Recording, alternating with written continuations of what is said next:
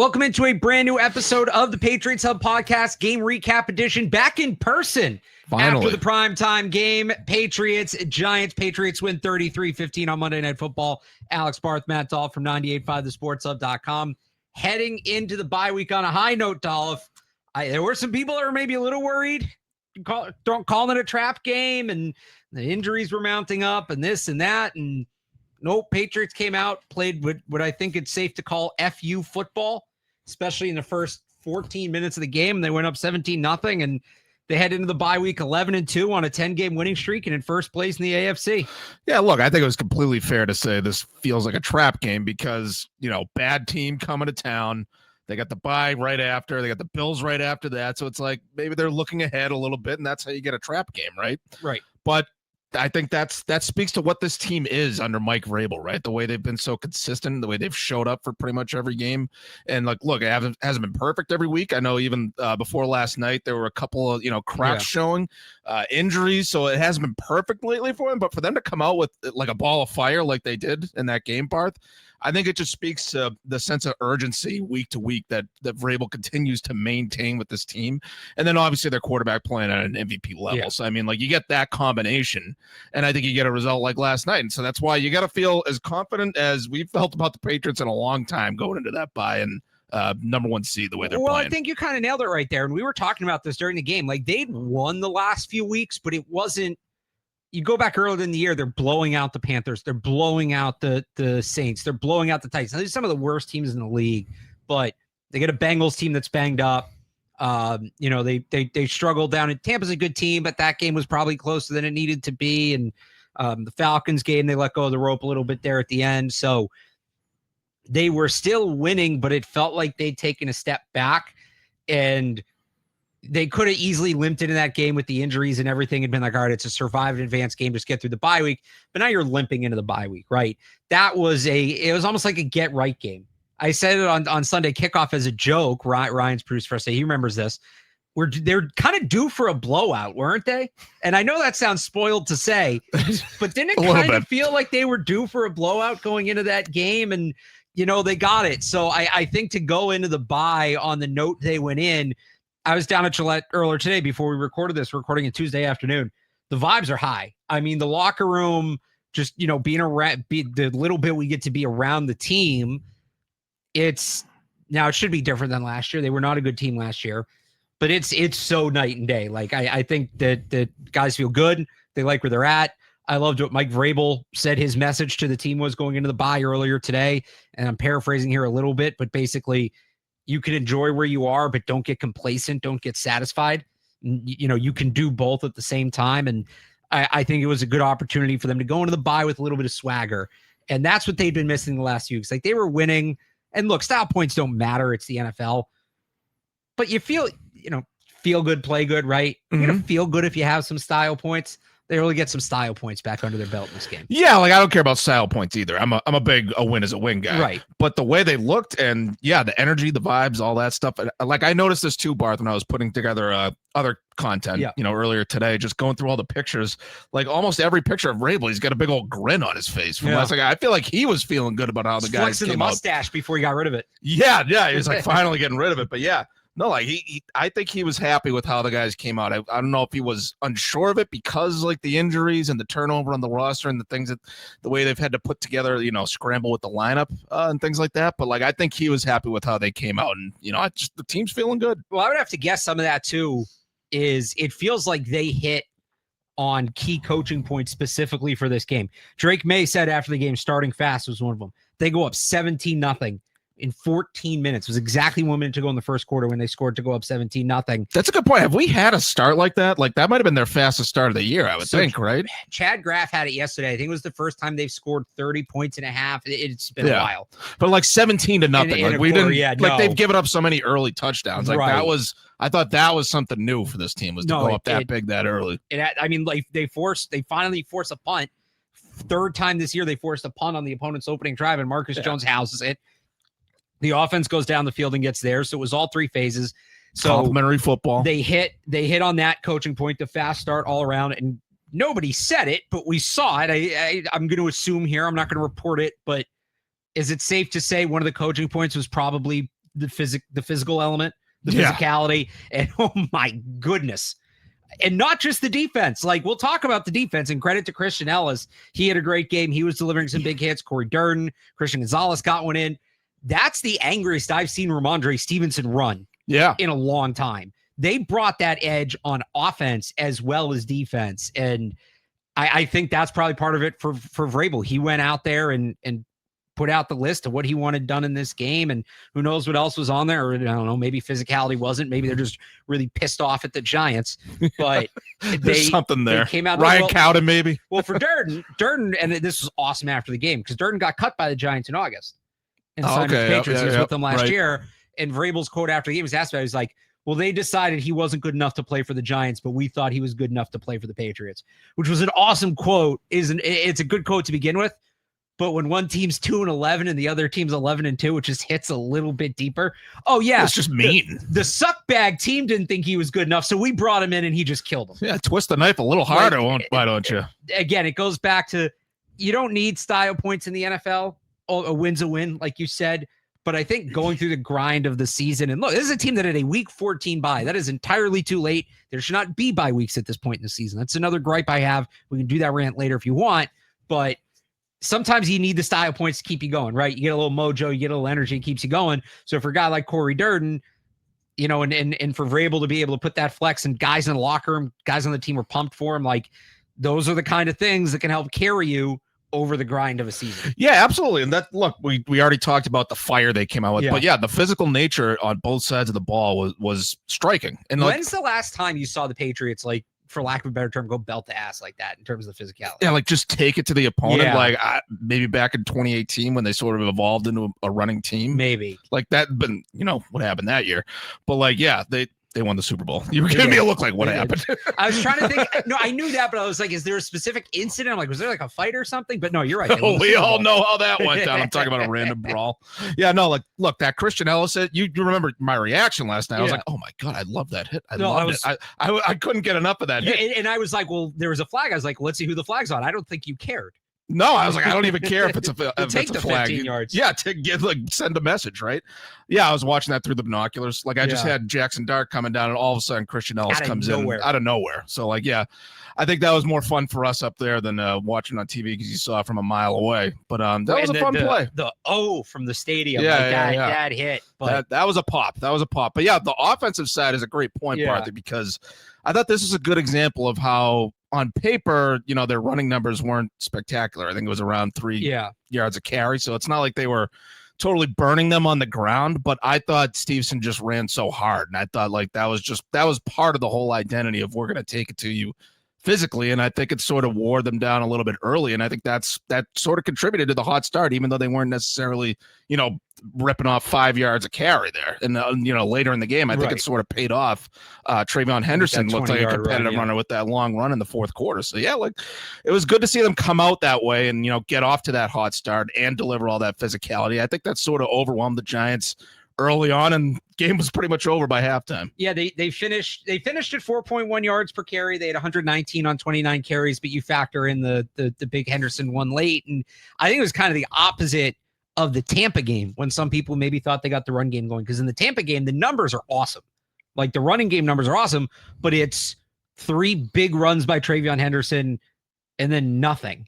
In this game, they didn't really have the big run. I guess that Travion Henderson one at the end counts as an explosive, but what they did have was 4-yard run, 5-yard run, 4-yard run, 6-yard run, 4-yard run, 5-yard run, a sustained running game. That's what they've lacked all year. That's what they've needed. Now, Giants' run defense is historically terrible. So we'll see how that carries over against the Bills and Ravens. Although the Giants are 32nd in like any defensive run category you want to name. They're basically 32nd. Anything, yeah. You know who's 31st in basically every one of those categories? Ravens? The Buffalo Bills. Bills. Okay. Their run defense is atrocious. Okay. Because I know the Ravens haven't been good. The Ravens are, I think, like middle of the pack. Okay, bad start. The Bills would be having a horrible, like they would be having a season that like is a run defense season that like would be worth its own narrative, except the Giants one is so much worse. And some of it, again, the Bills are missing out Oliver. That's part of it. But so we'll see what they can do next week. They're going to have to run the ball like that against better teams is the point, but you got to start somewhere. And they started there. And I think that was good, especially because They had a couple of backups on the offensive line. I thought Lowe and Brown played well, especially in the run game, but they held up. Drake Maye wasn't pressured too much. I think, I don't want to say half, but a decent number of his pressures were probably on him. The 2 poised in the pocket, as Burns talked about, maybe 1 or 2 of those plays. Trayvon Henderson got beat for a sack as well. So, and that, it's a little different than the run defense. Like the pass defense, Dexter Lawrence, a good player, Brian Burns, Abdul Carter, when he finally got in the game. They have talent. They've been a middle of the pack pass rush, but they've kind of underperformed their ability. And you go into a game where it's, all right, well, the line's backed up against a team that's really pushing to be better than they've been. That could be a spot, but credit to Vidarian Lowe, credit to Ben Brown, credit to the line as a whole. I got to the end of the game and I kind of forgot that there were backups in. Like I forgot that was a major storyline of the game, which is what you want from the offensive line. You want to forget about it. Yeah, I mean, generally we forgot about it, right? But Ben Brown had a couple penalties. I think he was responsible for that illegal shift that nullified a touchdown. Okay. Not that it really mattered in the game, but like you might see that down the road where it might actually cost you in a closer game against a better opponent. They said was on Moses, right? They might have, I think he said number 75, which the Patriots don't have, but I think it was actually Ben Brown when you look at the replay. Ghost call on Justin Herron. Yeah, exactly. Yeah, on Vince Wilfork there. But yeah, look, Vidarian Lowe, like basically a clean sheet, right? He might have, like PFF might have had him down for a pressure or 2 allowed, but like it's not like he really hurt him in the game, right? So I think that considering the circumstances and all the injuries there, I think they handled it really well, and they mixed it up a little bit. They put Vidarian Lowe on the right side a little bit. They brought in Mumford a lot. Mumford came in as like an eligible receiver. So I think the way they handled it was great, and Drake Maye didn't hold the ball too long most of the time, and I thought he showed really good escapability. There was that one, it might have been the first drive. I think it was a throwaway, but he escaped. He like earlier in the season, he might have actually lost the ball. I know which one you're talking about. Yeah, the ball might have been knocked out of his hands earlier in the season, but he held on to it. He escaped, and he lived to see another play. So I thought that was a good sign for Drake Maye's overall progress, even though it was like just a throwaway. But it's a winning play, right? It's a play where he doesn't try to do too much. He doesn't turn it over. He gets out of the pressure. He gets rid of the ball and moves on. So I think Drake Maye made up for any deficiencies they might have had on the O-line, but if they were there, they were hard to notice, mainly because of how Drake Maye's playing. But I think they played solid in their own right overall. It was one of those games that. Do you remember earlier in the year? It was when Drake Maye was on that heater early in the season, and we were doing the show, and I kind of said something along the lines of, "It's going to be really cool when Drake Maye has a good game and we don't talk about it because it's just the standard." So Drake Maye, I want to pull up the exact stat line here to make sure I'm right, but Drake Maye against Giants, 24-31, 282 yards, 2 touchdowns, no picks. That's a pretty good game. Okay. Like, and I don't mean this to discourage you. I said this on the Andrews podcast this morning. If Tom Brady against a bad team threw for 280 yards and 2 touchdowns, we're not going to come in here and be like, wow, that Tom Brady guy. I'm talking about like late in his career, right? Like post knee injury, even, say 2014 on. 282 touchdowns. Like, no, we're going to be, all right, yeah, Tom played well. He's Tom Brady. That's what he does. Let's move. Like, I feel like we're there with Drake Maye, which is crazy how fast we've gotten there, that he played well in this game. And it's just the expectation at this point. That's not to say I'm underwhelmed by what he did, but it's just this level of consistency and efficiency that it's no longer, they have the guy, Drake Maye, baby. Yeah, they found it. It's just like, that's our quarterback. That's the quarterback. That's what he does week in and week out. And I think that's pretty cool. I will say the one thing I did really like from him in this game, if I had to pick something, 8 different players were targeted. 8 different players caught a pass. 7 of those 8 caught more than 2. He was spreading that thing all over the field. And it's such a stress on the defense when you can do that. Hunter Henry is kind of he's stepping more into that security blanket role than he'd been earlier in the season. I think as teams start to focus more on Stephon Diggs, and Kayshon Boutte looks like he's still working his way back from that hamstring injury. So Henry was their most productive receiver last night, but just the willingness to, again, the catches 4 3 4 3 1 3 3 3, like it's so you have to defend every blade of grass when the quarterback's playing that way. It is not, it makes life really hard on the defense. Yeah. How many weeks in a row are we going to come in here and say, look, he spread the ball around, he didn't turn it over, he played great? Like it does become the standard at some point, right? Well, so, I think it has. I think we're at that point. He's established himself as an elite guy this year. I still need to see how it goes in the playoffs. And if it doesn't go so well in the playoffs, you got to see how he responds next year. Like, this is going to be my take on Drake Maye. It's like, I'm not saying he's all of a sudden going to plummet and become a bust after the way he's playing. I think he's established himself as at least a good starting quarterback. He's playing at an elite level right now. But a lot of guys have that one great year, right? A lot of guys can have one great year. You look at CJ Stroud did. CJ Stroud looked just about this good, in his rookie season. So, like, we got to see how it goes long term, playoffs this year, how he responds next year. I know that we got to do the show today. Today, he's an elite guy, and like, we don't have to come in here and talk about how he's spreading the ball around and not turning it over. He's doing that every week. Like, that is the expectation. I would say playoffs is new. If he goes for 75 completion percentage and rounding there 280 and 2 touchdowns that turnover in the playoffs, we can start drooling again, because then it's in the playoffs, right? But it's for now, this is the expectation, and it's great. I do have one thought on the wide receivers, though. Credit to Kyle Williams. If I don't know if this showed up on the broadcast. So the play before the touchdown they throw, I think it was a quick out to Kayshon Boutte. It was something near the sideline of Kayshon Boutte. Boutte actually gets hurt on that play. He came back in the game, so I assume he's fine, but he tweaked something. But he was pushed out of bounds, so he kind of stayed just out of bounds sitting there, and the trainers came up to him. So Kyle Williams comes on the field cold. Like, that wasn't the package for Kyle Williams. Like, he was supposed to be on the field. That's supposed to be Kayshon Boutte. Right, he's got to run on cold and runs the route, beats his man off the line, makes a great catch, nice little toe tap. For a guy that has struggled to get on the same page with the rest of the offense all year, that's a great sign. Stay ready moment, numbers called, not expecting it, comes in, makes the play. You want to know why we're not quitting on Kyle Williams yet? And yeah, he's probably a little behind where you want a 3rd-round pick to be at this point. But why is it too early to quit on him? Like, that's just a great sign that something behind the scenes is working. He's making some sort of progress that he could come in like that and make that play. So credit to him. I mean, Drake Maye too. It's a great throw, right? But credit to Kyle Williams for staying ready and being able to make the play in that moment. Well, that's another thing with Drake Maye. It's like, yeah, of course he dropped it in the bucket in the end. So that's what he does. That's Drake Maye, right? Right. That's a great point on Boutte and Kyle Williams, which we were just talking about. Yeah, Boutte's caught several touchdowns with that exact play. You know what's weird? Not just that exact play. It's that exact like area of the field spot. Yeah. It's the old Brady corner, right? You know, the guy used to have the side of Brady corner. Yeah. It's that it's not even like they've done it going the other way, but for whatever reason, it's going towards the banners, the left side, like that one spot. It's Drake's corner now. Exactly. Yeah, we might have to Drake's office, something like that. But yeah, no, it was great to see Kyle Williams come in here and just like do a one-for-one replacement and actually make the play. And like, to me, the most impressive part was the hands to track it over his head and make the hands catch like that. I think that was sort of the book on him. Inconsistent hands. Not sure if he's going to be able to catch it consistently like that. So from the not only catch, but like make a catch like that, I thought was impressive. There was a little bit of controversy, I thought, about whether he got his feet down, but I think you slow it down. He had possession pretty much as soon as the ball hit his hand, his first hand, and his right foot was down there. So he got both feet in, I thought. So I don't know. I didn't see the controversy there. 5 catches for Kyle Williams this year, 2 for touchdowns. It's not a bad rate. That's a little crazy. It's not a bad rate. And one of them was a catch and run for like 70 yards. The other one was a drop in the bucket in the end zone. So versatility. Anything else on the offense? I think we covered it. The power run game is the one thing I was going to cover if we didn't. But yeah, like I was impressed by how they ran the ball. Even though it didn't look great on paper, I think they passed the eye test. Passed the eye test is a great way to put it. It wasn't.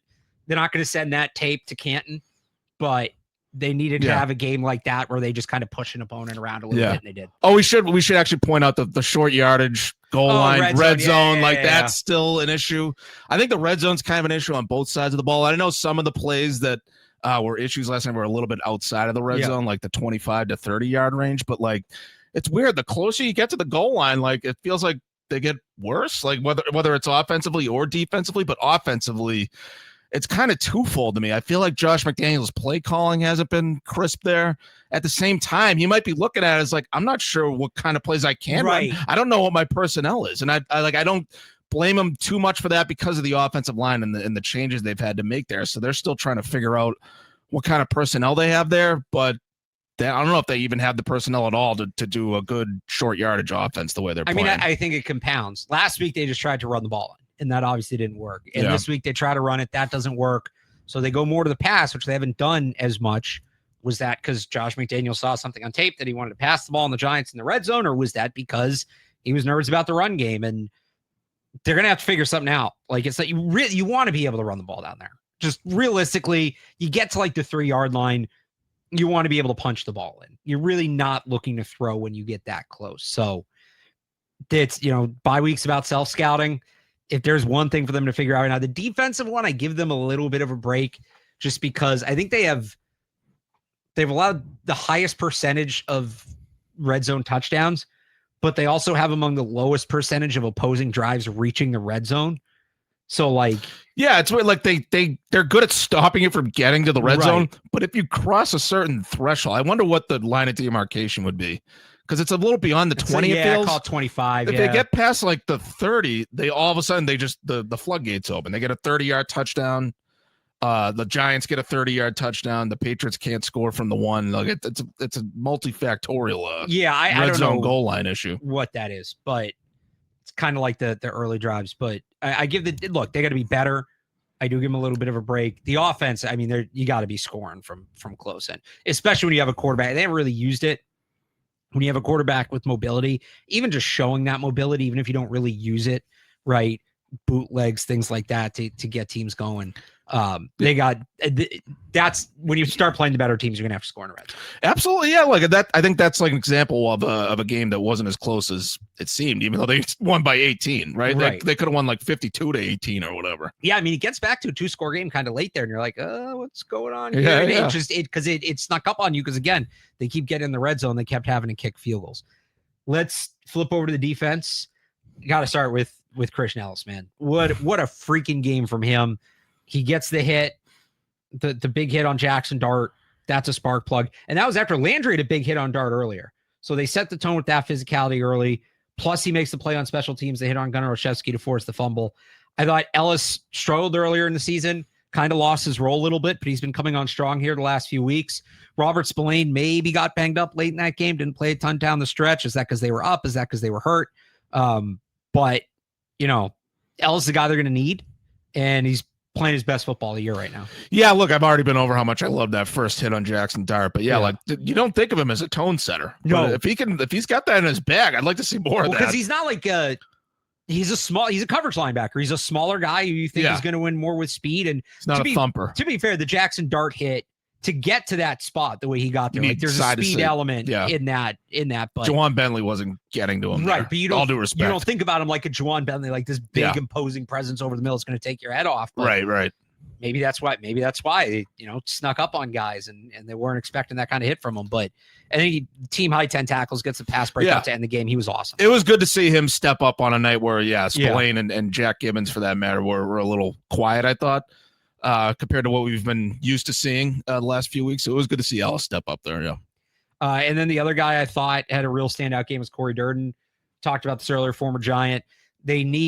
We'll see what happens. Mike Vrabel hinted today that after the bye, they'll get some guys back who they've been without. It's not going to be Milton Williams. We know that he's still on IR for 2 more games, but maybe Kairos Tonga. But they did not stop the run well last week without him. Somebody needed to step up next to Barmore. I thought Durden did.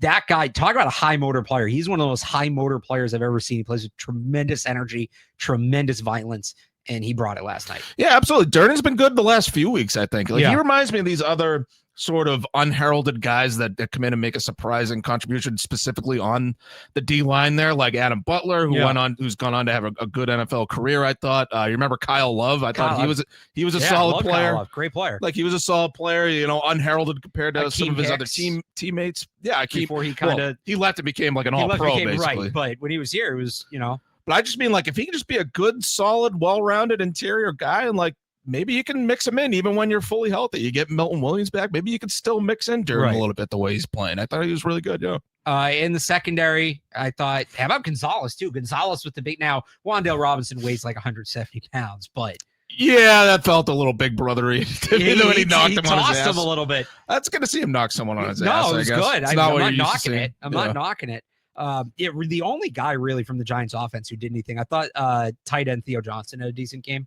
And he was kind of the one that stepped up and was protecting Dart too. But that is an uninspiring unit. I don't know how you feel about Jackson Dart. I've been pleasantly surprised compared to my expectations for him this year, but I still don't know if he's a long-term answer at quarterback in the NFL. No, I like Jackson Dart. I think he could be a good quarterback in his own right. I just think he's a little Mac Jonesy, and he's going to need a little more around him. He's not going to be a guy that can like carry a team or elevate a team that much, I don't think. He's also just got to do a better job protecting himself. That's another part of it is that, part of it is availability. If he wants to be a franchise quarterback, you got to be available every week. Can't be getting 9 concussions a year. Well, did you see him after the game? He said something like, well, I don't want to be a pocket quarterback because that's not how I play. And like, that's a little stubborn. I'd be a little concerned about that if I were a Giants fan. I'm not changing the way I play. I'm gonna see if I can find it. Might have to change a little bit. You're gonna get your head taken off one of these days.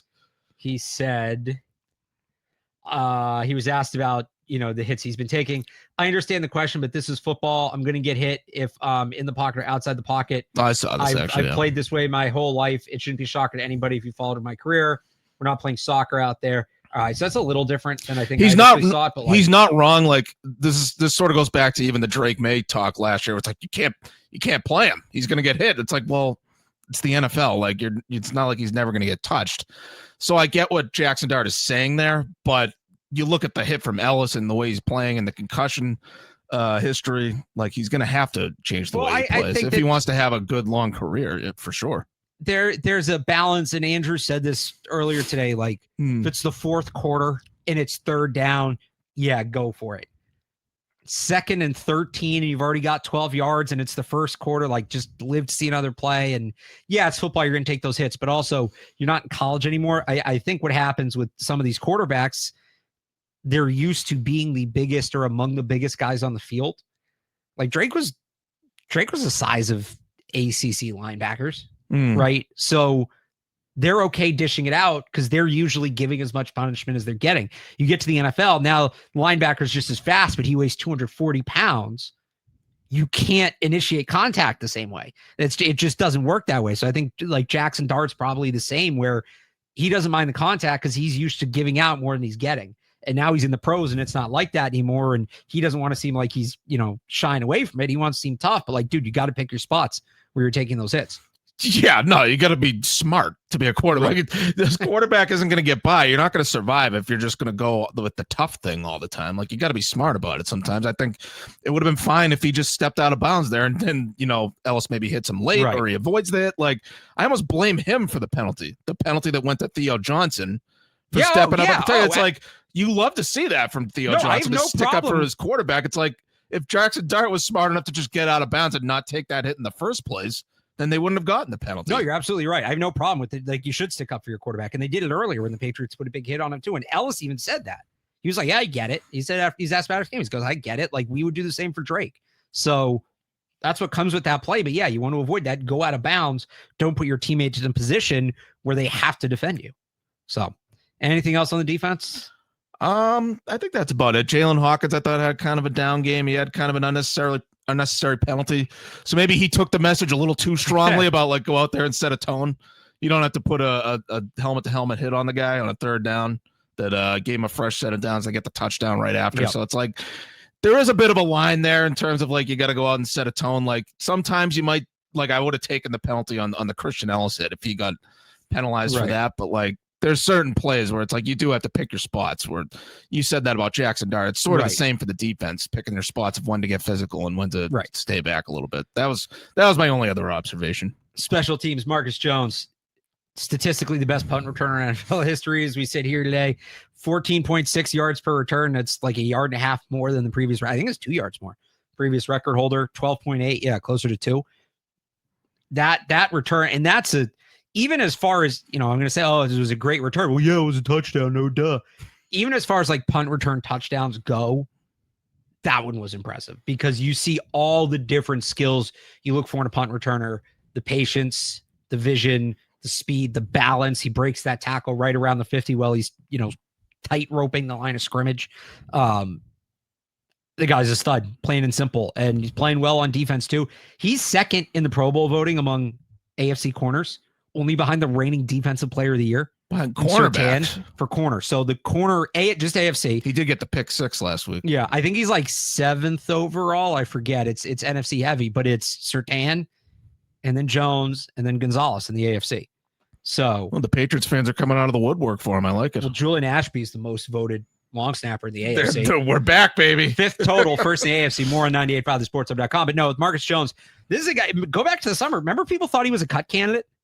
oh, well, No. he's not a Vrabel guy, and they want bigger corners in the slot. He's on a contract here, and could they not cut candidate, but like could they trade him? Blah blah blah, whatever. Yeah. And now he's a captain, and he's a key player in 2 phases, and just hats off to him, earning that extension. Well, you didn't mention the most impressive part about the punt return touchdown was that he did it against Cam McCord, Patriots legend, special teams coordinator. How did he pull that off? Special teams coordinator. One of the greatest assistant special teams coordinators in history. No. Yeah, look, it felt like they had no chance on that punt return touchdown, even though they clearly had a chance. The Giants had no chance. Yeah, no, they had no chance to tackle him, but like they had that chance to tackle him. To see him break the last couple tackles down the sideline there, I thought that was the best part about that play. Where, yeah, good luck catching him in the open field for the first 20, 30 yards, but like you had your chance there, and he still stayed in bounds, stayed on his feet, and all that. And so, yeah, like it's sort of the same thing as Drake Maye. What more can you even say about Marcus Jones as a punt returner? He's got a chance to be one of the best that's ever played. Marcus Jones, top 5 player on the team. I would say in terms of like value, what he's delivered for the team. Multi-phase player. He's been surprisingly good as a cornerback, and obviously, the best punt returner in the league. Yeah, like I think I don't know. I haven't thought about the official top 5. I just thought of that. I figured I'd throw it out there. Like you put him above maybe Stephon Diggs, with how more consistent he's been. I know Diggs plays a premium position compared to a slot corner punt returner, but like, I don't know, like the consistency that he's provided. I'm going to do to you what Beetle does to me when he asks me. You're just staring at me. You're staring at me. You're not giving me anything back. I'm going to do to you what Beetle does to me when he asks me rhetorical questions. That's an article, Dolloff. That's an article for the website. Oh, great. Yeah, put more on my play. Why don't you? And also, let's wait till the end of the year for something like that. Seriously. But no, special teams was huge in this game. Right off the rip, Terrell Jennings is a 40-yard kick returner. Game. I think you said at one point, the Patriots were averaging like 66 yards a return. Yeah, that was after the first 2. Jones almost broke another one too.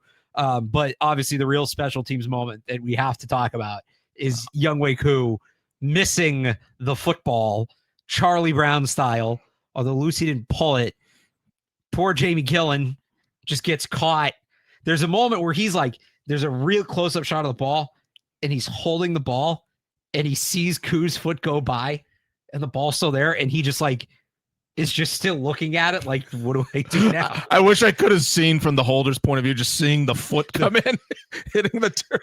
I mean, I'll make the obligatory joke everybody's making. Yeah, it's me on the golf course, but like I've really never. I made that joke within 2 seconds. To my credit, you were that was right an instant one. I was quick with that one. I think I said like Charlie Brown's first thing that comes to mind. I think you were like my golf game. Yeah. So, but I have, as far as we're recording. What time is it? 3:00. Younghoe Koo's still on the Giants, but I don't know how you need a couple weeks off after that. I watch a lot of football. I would like to think I watch a good amount of football. I watch a lot of not so great football too, where weird stuff like that happens. I've never seen that. I've seen the kick go off the long snapper's ass. I've seen that. Just like pure line drive into the offensive line. I've seen the kicker slip and fall. Seen the plant foot slip. Ball, but he still hits the ball. I've never seen the kicker swing and miss at the ball. I have never, ever seen that, but I'm very glad I did because it was very amusing. And I will be watching that replay. All right, here we go. And I do expect to have an answer to this. I didn't expect to have an answer to the other one. More rewatchable replay, because there were 2 plays in that game that I think you can just watch on a loop and be entertained. The Christian Ellis hit on Jackson Dart or Younghoe Koo missing the ball. Oh, for me, it's the Ellis hit. I mean, I love a big hit as much as anything in sports. And it was a very, what's the word I'm looking for? Aesthetic hit. I don't love watching goes flailing. I don't love watching bloopers, blunders. I feel secondhand embarrassment a little too strongly. You were not a big tush push guy. What do you mean? Not tush push. Butt fumble. No, yeah. I don't. I feel bad. I feel bad for Mark Sanchez and I forget the guy's name that fumbled right after Steve Gregory. Brandon Moore was the one whose ass Mark Sanchez got pushed into. It wasn't Leotis McKelvin because he's on the Jets. I know he's another. All right, I gotta look this up. We're getting sidetracked. Look it up. Keep going. I'm not a big blooper reel guy for that reason because I feel secondhand embarrassed. I would personally be embarrassed and devastated. I'd probably retire if I were Younghoe Koo. If I were in his shoes after that play. I was actually talking about this with Chris Mason from Mass Live, friend of the program. Yeah. We both had the same thought that I feel like the holder was he was like a tick late, sort of getting it set. And I feel like that might have froze Koo for a second and sort of threw him off. But that does go back to, like, you got to be mentally tough if you're the kicker. Like, that was certainly a kickable ball. And, like, he sort of just, I think he froze up for a second because he saw the holder was a second, like, just like a split second late sort of finishing up the hold there. So I'm not sure I want to put that entirely on Koo. But at the same time, like, I don't know, just kick him in the hand for being he's late with the hold. Right. Like, that's on him. You know what I mean? Like, I feel like he sort of froze up in the moment there. It was Joe McKnight, by the way, who fumbled. There we go. I've seen, but like, even with that, I've seen where it's a bad hold and the kicker will still try to kick it so you don't put the holder in a bad position. If we're going to get at it, because he didn't, like, literally just whiff. It looked like he maybe put it, and maybe this is where the holder was. It looked like he maybe put his plant foot further out than he wanted to. So when he went to swing, he wasn't balanced. Like, I don't think he slipped, but I think he felt like he was going to slip, if that makes sense. Whatever it is, it's an all-timer. That's a good point, that maybe his plant foot went out a little too far. Like, think about if you're just trying to walk and then all of a sudden you take a step that's twice as long, your other leg's going to drag a little bit. It'd be like when you don't want to do that when you're in an NFL game trying to kick a field goal. But you know the analogy. You don't know if there's a step or not, and you kind of go thinking there's a step. And the old George Carlin bit. Yeah, I whatever. I think there's one more step. Whatever it was. Yeah. I mean, just outstanding stuff. Outstanding stuff. Oh yeah, an all-time blooper reel moment. But I'm probably not going to watch it again because I have a panic attack just watching other people be embarrassed. I'm going to watch that on repeat, which is not so much a blooper. Which one is more rewatchable? The Younghoe Koo miss or the Christian Ellis hit? At Real Alex Barth, at Matt Dolloff on Twitter. Let us know. I think that pretty much covers it. Heading into the bye week here, hat and t-shirt game coming up. So no matter what the Bills do next week, they play the Bengals next week.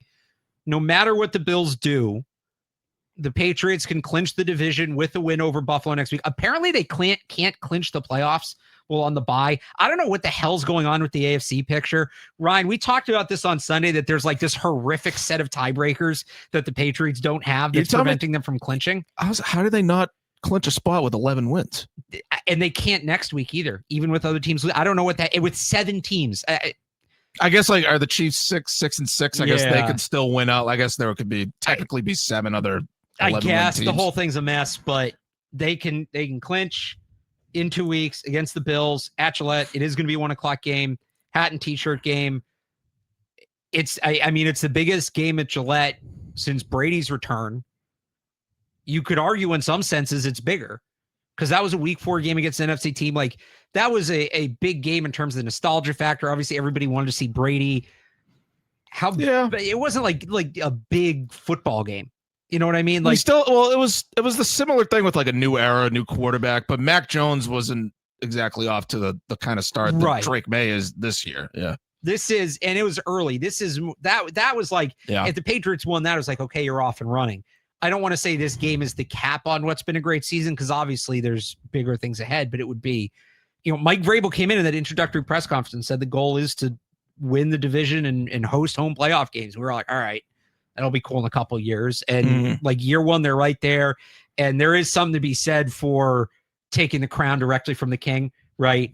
I'm almost kind of glad they can't clinch the division this week when they're off. Like, remember a couple of years ago, and I think this Patriots team's chemistry is well above where the Red Sox were. But remember the Red Sox lost a game and still clinched the division that day? I think it was against the Yankees, and they had backed into it. Yeah, they had that weird celebration in the dughouse. Like, everybody was sad drinking champagne. Like, there's something to be said for, you went out there, you took it from them, you won the division. They have to win the game first. Let's not get too far ahead of ourselves. But I do kind of like that they can't just clinch at home sitting on their couches. Right, they right. Do it themselves. That I actually like that too. Yeah, look, they're in the driver's seat in the conference, not just the division, the AFC. So it's like they're the team that everybody's chasing right now. I think we're at the point now, especially that we can't say it's just all about Drake Maye. I think they've been well coached. I think the coaching has steadily improved over the course of the year. The game plans, the play calling has steadily improved. 3rd and 1 play calls notwithstanding. And, they've had other players step up and play at a very high level, like Marcus Jones, that we were talking about. And Hunter Henry, I think, is having a really good year. Kayshon Bouttie's having sort of a breakthrough year, even though I know he's been hurt lately too. But like other guys are stepping up. Milton Williams having a great season. It's unfortunate that he got hurt, but like they've had other guys step up. It hasn't just been all about Drake Maye. Like they have the best record. It feels like they really are the best team right now in the conference. You got any faith in Tom Brady's Raiders against the Broncos next week? Game is in Vegas. Did they fire their coach? No, they fired Chip Kelly. Chip Kelly is what I was thinking about. Yeah. No, I don't have much faith in there. I think the Broncos bounce back there. How about this one? And we'll say this a few weeks away, so who knows what's going to happen, but potentially in a few weeks. By bounce back, I mean like just play better. Right. Yeah. Christmas, not Christmas Eve, Christmas night, like the night of Christmas. Do you think Patriots fans are ready to root for Patrick Mahomes and the Chiefs? No. I know this person because I have friends who still text me like, I don't care. I want him to lose every game possible. Christmas night, Broncos at Chiefs. That game could determine the 1 seed. You have to root for the Broncos there. If you're root against the Broncos. Look, if you need to take a shower after, I get it. Makes you feel a little dirty. There's going to be a game coming up where Patriots fans might have to root for the Chiefs. You got to put the Patrick Mahomes spite to the side for that one, I would say. Watch that be the one game where suddenly all the calls go the other way. Supposed to be on the right side of this. Anyway, that's looking well ahead. That just hit me today because I saw like everybody's like blaying Mahomes this week and after what happened on Thanksgiving. And look, it's deserved. Should not be 6-6 in this AFC as one of the best quarterbacks of all time. But I just find it funny, like, oh, but by the way, like, can you just figure it out one more time, maybe? That'd be great on Christmas. That'd be cool. Well, we got a long way to go until we get to that. We'll have you covered up to and for all of it on 98.5thesportshub.com. Also, the Patriots Hub podcast. We have this episode, which you just watched. Also, the episode with David Andrews up if you haven't checked that out yet. Patriots Hub podcast, wherever you get your podcasts, in the Sports Hub YouTube page. No show later this week because it's the bye. I think the plan is we're going to do another early week show next week where we would usually do the game recap and kind of do a state of the Patriots thing, state of the AFC, look closer at that playoff picture as we get into it. And then we will for sure later next week have a Patriots Bills preview because as we talked about, that is going to be a massive, massive game. So everybody enjoy the bye week. Until next week, for Matt Dolloff and Alex Barth, thanks for tuning in. We'll talk to you next time.